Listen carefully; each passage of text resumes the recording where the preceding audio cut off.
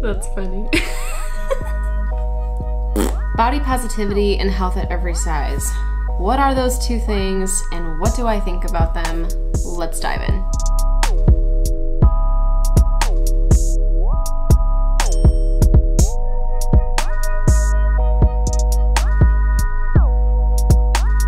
If you Google body positivity on the internet, you find body positivity is a social movement initially created to empower and popularize overweight women and men, while also challenging the ways in which society presents and views the physical body. The movement advocates the acceptance of all bodies, regardless of physical ability, size, gender, race, or appearance. If you search health at every size on the internet, that says health at every size is a hypothesis advanced by certain sectors of the fat acceptance movement.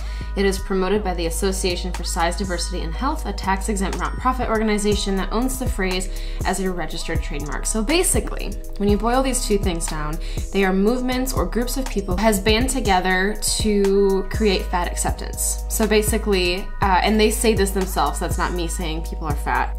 They're a group of people who desire, mostly women, who desire to create an environment where fat people or very obese and morbidly obese people can exist in a world where they are accepted and they're not discriminated against according to their size.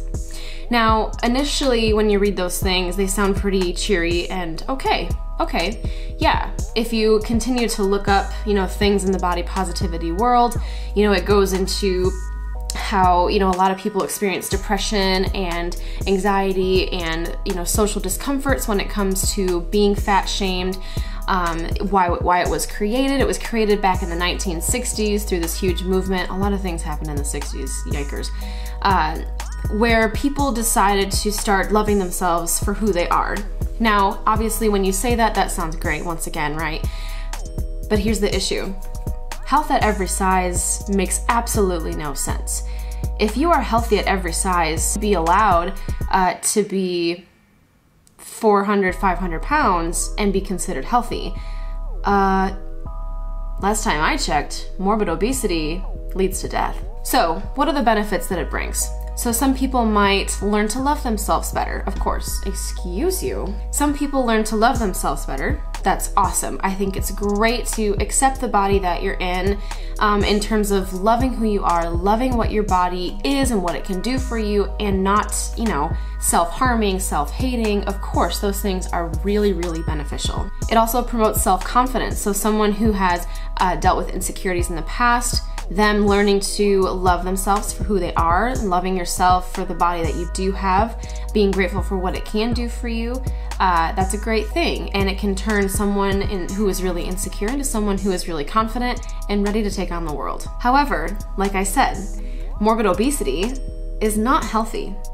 The body positivity and the HAES movement, health at every size, has created a very, very unhealthy group of people who decide that health is just subjective, that it's very relative and it does not matter what size you are, you're healthy no matter what pant size, no matter how much you weigh or how much the scale says you weigh. This is very, very dangerous. It is a very dangerous game these people are playing. They are not considering the fact that, a BMI above even 35 can greatly increase your chance of heart disease, cardiac arrest, hypertension, diabetes. I mean, the list goes on and on and on. And I think these groups have formed because of the way that diet culture has ruined a lot of people's mindset and the way that people view health and fitness, which I don't disagree with. I think that the diet culture has completely ruined a lot of people's mentality, a lot of people's view on diet and exercise, their view on food, their view of themselves. There are a lot of Instagrams, there are a lot of models and bodybuilders who genetically have these lean bodies who can easily lose weight. And then they reflect on other people saying you need to look like this to be healthy. That's not true either.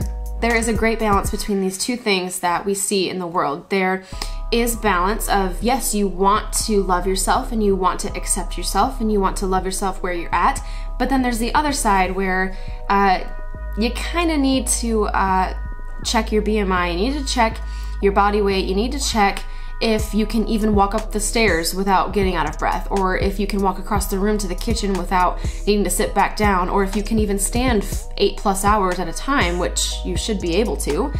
Those things are very important for you to live a very healthy and very sustainable life. If you cannot do those things, there's a problem.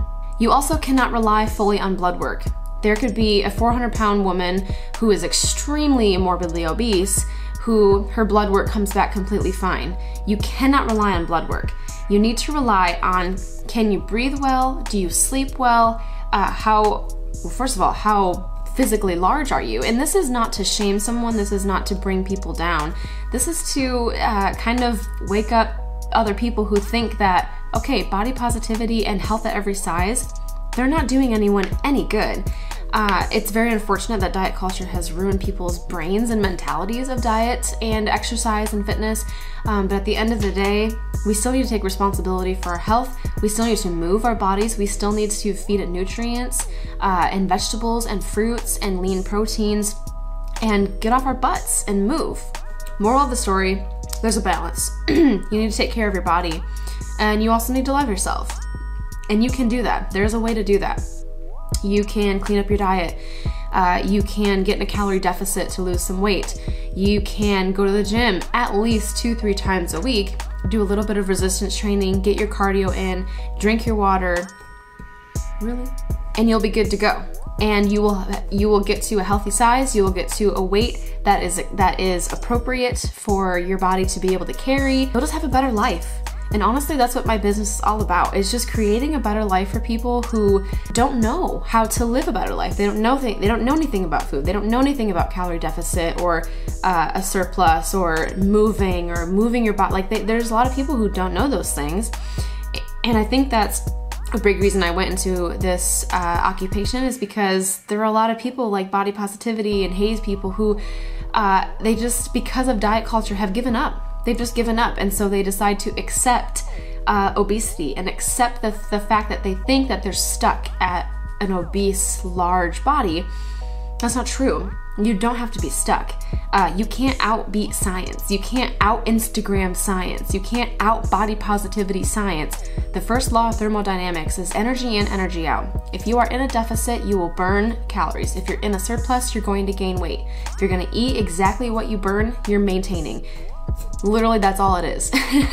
Obviously, we need encouragement and support and mental stability, but I mean, it's not easy to do that, but the science of it is very easy.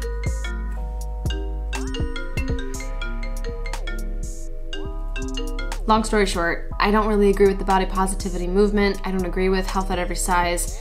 I think that we should accept our bodies and we should love them, but we should also work to be the best that we can be and to love our bodies the way that we should. And loving them is also taking care of them. It's also eating a good diet. It's also getting exercise and moving it and keeping it healthy and maintaining it and being good stewards of what we've been given. So those are my thoughts on body positivity and HAES. If you have any questions, please reach out to me. I have my Instagram, EdenWell_fit, my biblical encouragement, Eden_well, and then I have my email, eden@liveedenwell.com. If you have any questions, please reach out to me and let me know, and I would love to chat with you. We will see you next week. Bye-bye.